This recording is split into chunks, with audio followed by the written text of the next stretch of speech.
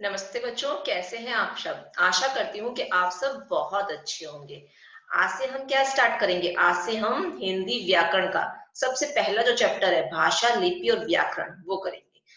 तो पहले मैं आपको बता दूं कि भाषा होती क्या है ना? भाषा हम जैसे एक दूसरे से बात करते हैं, क्लास में आप क्या करते हो कि मुझसे बात करते हो, मैं आपसे बात करती हूँ, है ना? आप मुझे जो भी कुछ बोलते हो, मैं उस बात को समझती हूँ और मैं जो आपसे बोलती हूँ, वो सब आप समझते हो, है ना? तो ये सब क्या है? जिन शब्दों का हम प्रयोग करते हैं, उसको हम बोलते हैं भाषा, है ना? उसके बाद लिपि और व्याकरण है। लिपि जो है हमारी भाषा का लिखने का तरीका होता है, हम किस ढंग से उस भाषा को लिख सकते हैं, वो होता है लिपि। और जो व्याकरण होती है, वो क्या करती है? जो हम भाषा लिख रहे हैं ना, उसमें मात्राओं की मिस्टेक या किस तरीके से उसको लिखना चाहिए, ये सब हमें व्याकरण बताती है। मैं आपको अध्याय को समझाते हुए इन चीजों को वापस से दोहरान करूंगी। चलिए आ जाइए, हम अब इस अध्याय पे चलते हैं। यहाँ हमें दे रखा है पाठ 1 भाषा, लिपि और व्याकरण, जिसको मैंने अभी आपको बताया है। अब चैप्टर पढ़ते हैं। चैप्टर में सबसे पहले हमें क्या दे रखा है? भाषा। भाषा के बारे में हमें चित्रों की सहायता से समझा रखा है। सबसे पहले हमें एक माँ और उसके बेटे की बातचीत को बताया गया है और उसमें बताया गया कि भाषा किस तरीके से इनके बीच में हो रही है ना? सबसे पहले देखो दे रखा है, नीरज पढ़ रहा था कि माँ ने आवाज लगाई, नीरज बेटा अब पढ़ना बंद करो और थोड़ा नाश्ता कर लो, पढ़ते पढ़ते बहुत देर हो गई है। माँ और बेटे के बीच की आपस की बातचीत को यहाँ पे बता रहे हैं। माँ क्या कर रही है? यहाँ पे अपने बेटे को आवाज लगा रही है और कह रही है कि अब पढ़ना बंद कर दो, बहुत देर हो गई है, और क्या कर लो, थोड़ा सा नाश्ता कर लो। पढ़ते पढ़ते बहुत देर हो गई है, कि अब उसको पढ़ते हुए बहुत टाइम हो गया, अब खाना खाने का टाइम हो गया, नाश्ता करने का टाइम हो गया है, तो वो कर लेते हैं। किताब बंद करते हुए नीरज ने कहा, आया माँ। नीरज ने क्या कहा? अपनी अपनी जो किताब थी ना, उसको बंद कर दिया और अपनी माँ को आवाज लगाते हुए बोला कि मैं आ रहा हूँ। आपको देखना है कि गौर करना है कि ये सब बातचीत है वो किस तरीके से चल रही है।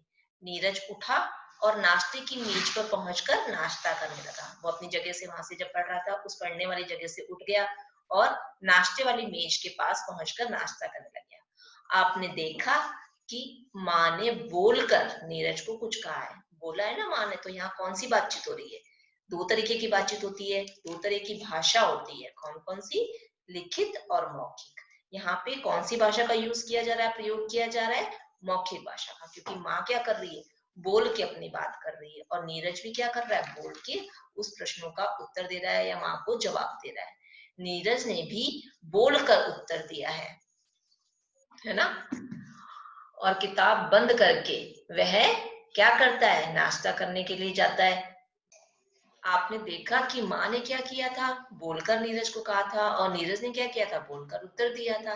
किताब बंद करके वह नाश्ते की मेज पर पहुंचकर नाश्ता करने लग जाता है। तो ये सब क्या चल रहा है यहाँ पर? ये सब मौखिक वार्तालाप चल रहा है। मौखिक भाषा का कौन सा रूप चल रहा है यहाँ पे?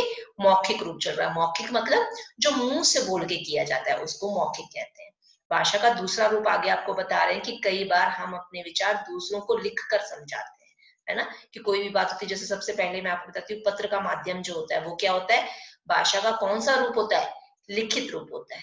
आगे हमें यही बता रखा है कि नीरज के पिताजी ने एक पत्र नीरज की माँ को देते हुए कहा। आगे हमें नीरज का और बता रहे हैं कि नीरज के जो पापा है ना, उन्होंने क्या किया है? नीरज की माँ को एक पत्र दिया है। उसमें क्या लिखा हुआ है? उसके पापा क्या कहते हैं कि लो, तुम्हारे बेटे अरविंद का पत्र आया। अरविंद यहाँ पे कौन है? नीरज का भाई है, जिसने की पत्र लिखा है। किसे? अपने पापा मम्मी को लिखा है, और पापा ने उस पत्र को प्राप्त करते हुए मम्मी को दिया है वो पत्र, और उसमें बताया है कि वो क्या कहना चाह रहा है। इस बार उसे 2000 रुपए चाहिए, उसे पुस्तकें खरीदनी है। उस पत्र में लिखा हुआ था क्या? उसकी मन की भावनाएं क्या थी? उसकी मन की भावनाएं कि उसे 2000 रुपए चाहिए। क्यों चाहिए? उसे किताबें खरीदनी है। देखा, दूर छात्रावास में रहते हुए अरविंद ने अपनी जरूरतों को समझाते हुए पिता को पत्र भेज दिया है। अपनी जो जरूरतें हैं, मन की भावनाएं हैं, उसने क्या किया? उस पत्र के माध्यम से अपने पिताजी को समझाया कि मुझे ये चीज की जरूरत है। उसमें वह सब लिख दिया जो वह कहना चाहता था। उसने बोलकर नहीं कहा, उसने लिखकर कहा है, पत्र के माध्यम से। इस प्रकार हम कह सकते हैं कि अपनी बात बोलकर या लिखकर दूसरों को समझाई जा सकती है। जो बोलकर बात कही जाएगी तो उसको क्या कहेंगे? भाषा का कौन सा रूप हो जाएगा? वो हो जाएगा मौखिक रूप। और अगर लिखकर समझाई जाएगी तो वो कौन सा होगा?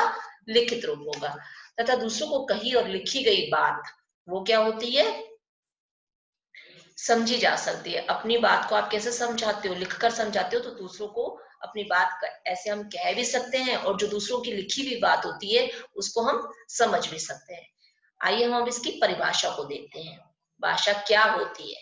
विचारों के आदान प्रदान के साधन को क्या कहते हैं? भाषा कहते हैं। हमें अपनी बात किसी को समझानी है या किसी की बात हमें समझनी है, तो उसको क्या कहेंगे? भाषा। भाषा किसी भी तरीके से हो सकती है, मौखिक तरीके से भी हो सकती है और लिखित तरीके से। मौखिक में मैंने आपको बताया आपस की जो बातचीत होती है वो मौखिक होती है, और अगर हम किसी को लिखकर अपनी बात समझा रहे हैं या समझ रहे हैं तो वो क्या हो जाएगी? भाषा का लिखित रूप हो जाएगी। आगे हमें बता रखा है कि यह भाषा हिंदी, अंग्रेजी, पंजाबी, गुजराती आदि कोई भी हो सकती है। आगे हमें बता रखा है कि भाषा का प्रयोग हम दो प्रकार से करते हैं, जो कि मैंने आपको पहले वाले पेज पे जो उदाहरण दे रखे थे उस तरीके से मैंने आपको बता दिया था कि हम दो प्रयोग करते हैं भाषा का। किस तरीके से? एक मौखिक। मौखिक क्या होती है? जो हम बोलकर करते हैं। और लिखित। लिखित कौन सी होती है? जो हम लिख कर करते हैं, है ना। एक दूसरे के विचारों को समझने के लिए संकेतों का सहारा भी लिया जाता है। जब हमें एक दूसरे के विचारों को समझना है तो इशारों वाली भाषा भी जो होती है वो भी हम प्रयोग कर सकते हैं। यहाँ देखो इस चित्र में क्या दिखा रहा है। इस चित्र में एक भिखारी बैठा है और वो वहां पे मांग के खाने का काम कर रहा है, तो किस तरीके से वो इशारा करते हुए बोलेगा। और अगला चित्र भी यहाँ पे दे रखा है। सबसे पहले हम पहले चित्र को देख लेते हैं कि उसमें क्या बता रखा है। पहले चित्र में गूंगा भिखारी एक हाथ अपने पेट पर, एक हाथ उसने अपने पेट पर रख रखा है और दूसरा अपने मुंह पर रखकर, दूसरा अपने मुंह पे रखकर इशारे से कह रहा है कि मुझे भूख लगी है। वो गूंगा है, गूंगा यानी कि बोल नहीं सकता।